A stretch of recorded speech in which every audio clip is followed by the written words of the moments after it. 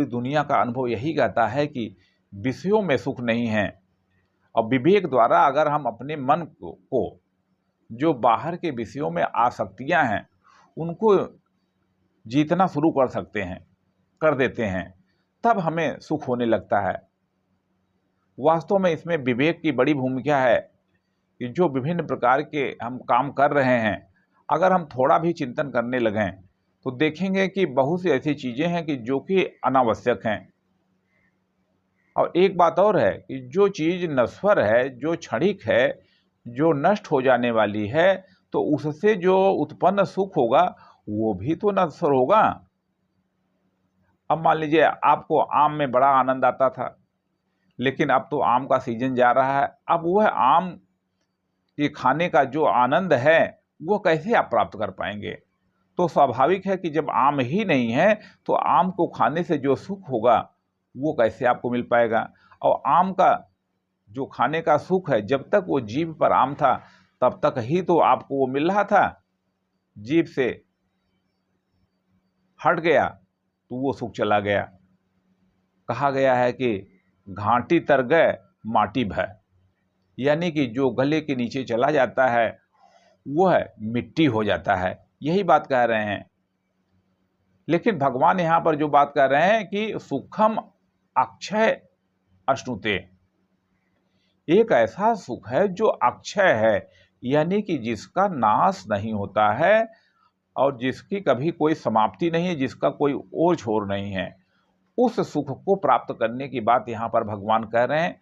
बंधुओं, श्रीमद् भगवत गीता का जो चिंतन है हमें उधर ले जाना चाह रहा है कि हम लोग भी उस एक रस रहने वाला जो अक्षय सुख क्या है, वो एक रस है, वो घटता बढ़ता नहीं है, वो निरंतर एक जैसा बना रहता है। और जब कोई व्यक्ति उसको प्राप्त करता है तो वह फिर कभी किसी और दूसरे आनंद के, किसी और दूसरे सुख की बात नहीं सोचता है। लेकिन पहली बात तो यही है कि हमारा मन तो बने, और ये जो सुख है जिसे सात्विक सुख कहा जाता है, ये सुख विषयों पर निर्धारित नहीं है, ये अविनाशी परमात्मा के अनुभव का सुख है। तो जब कोई व्यक्ति परमात्मा की साक्षात उपलब्धि कर लेता है तब उसको ये सुख प्राप्त होता है। तो इसलिए बंधुओं, जो यहाँ भगवान कह रहे हैं कि स ब्रह्म योग युक्तात्मा, कि जो सच्चिदानंद घन परमात्मा, सच्चिदानंद घन परम ब्रह्म परमात्मा के ध्यान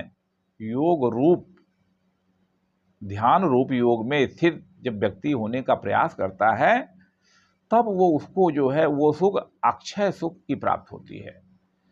तो बंधुओं, सबसे बड़ी तो बात यही कि भगवान यहाँ पर हम लोगों को एक मार्ग बता रहे हैं, एक रास्ता बना रहे हैं कि अगर हमें वह सुख चाहिए जिसका नाश नहीं होता है और जो निरंतर रहता है, जो एक रस रहता है, तो उसके लिए हमें ध्यान की ओर बढ़ना पड़ेगा। वास्तव में ध्यान की ओर जाना ये बहुत ही आवश्यक है, क्योंकि बिना ध्यान में गए हमें वैराग्य भी नहीं हो सकता है। जब हम ध्यान में जाएंगे तभी हम उधर बढ़ पाते हैं। तो आइए हम इन दोनों प्रकार की विधियों को मानें और उस पर आचरण करें। धीरे धीरे आप स्वयं अनुभव करने लगेंगे कि जब हम अपने मन से इच्छाओं को कम करने लगेंगे, जो खाने पीने देखने सुनने की वस्तुएं हैं उधर से अपने मन को हटाने लगेंगे विवेक के द्वारा, तो देखेंगे कि हम अपने आप आनंद में रहने लगेंगे। कहीं पर कहा गया है कि चाह गई चिंता गई, मनवा बेपरवाह, और जिन्हें कछु न चाहिए वे जग सहंसा। ऐसे हमारे देश में तमाम ऋषि मुनि संत विद्वान हुए हैं जिन्होंने ये जो दुनिया का सुख है जो कि नश्वर है वो नहीं चाहा। अभी एक दिन मैंने रामानुजम के बारे में जो मूवी बनी है थोड़ा सा उसको देख रहा हूँ। वे अपने ऑफिस में बैठ करके गणित में खोए रहते थे, उन्हें और किसी बात की चिंता नहीं थी, तो गणित में खो करके और वे गणित के दुनिया के लिए सबसे बड़े विद्वान बन गए। तो बंधुओं, इसका एक लाभ ये भी है कि अगर हम इंद्रियों के विषयों से स्वयं को दूर करते हैं तो हमें कोई न कोई बड़ी से बड़ी सिद्धि भी प्राप्त हो सकती है। ये भी बात इसमें से निकलती है। तो ये जो श्लोक है श्रीमद् भगवद गीता का, ये अमृत प्रकाश है। इसमें से हम चिंतन करके ये बात स्वीकार करें कि जो हमारे बाहर के सुख हैं, चाहे वस्त्र का सुख है, चाहे नाम का सुख है, चाहे प्रतिष्ठा का सुख है, चाहे कार्यक्रम में सम्मान पाने का सुख है, ये सब सुख क्षणिक हैं और ये सब सुख बीमारी भी लाने वाले हैं।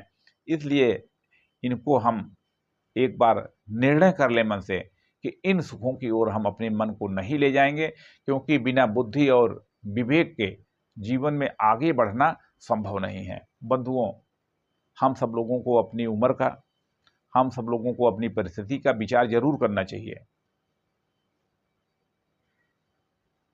जरूरी नहीं है कि चौथेपन आने पर ही आप बैराग की ओर बढ़िए।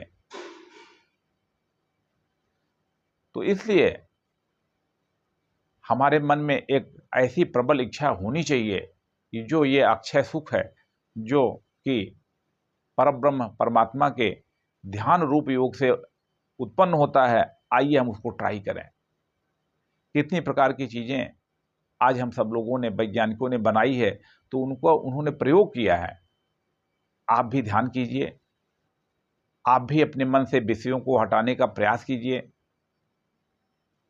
अगर आप 10 चाय पीते थे तो ये संकल्प ले सकते हैं कि भाई चलो, हम ये बीमारी लाने वाली चीज़ें हैं, इसको मैं हटा करके 2 चाय पीऊँगा।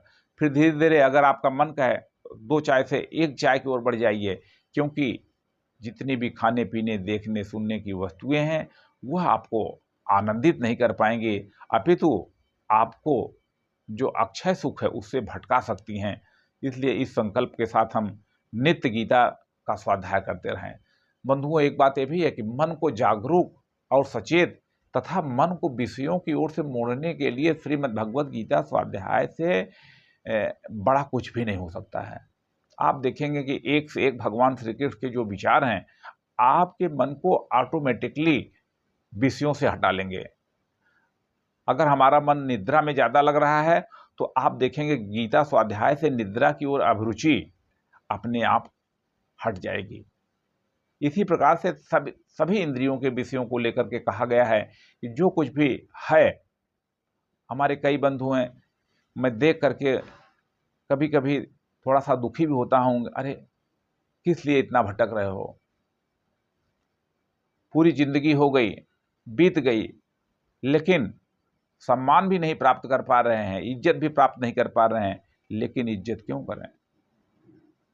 जब आप ऐसा अपने मन को भटकाए रखेंगे और इंद्रियों के विषयों के नाते ही हमें सम्मान नहीं मिल पा रहा। मैं अपनी बात यही कह रहा हूं कि एक सच्ची बात बता रहा हूं अपने जीवन के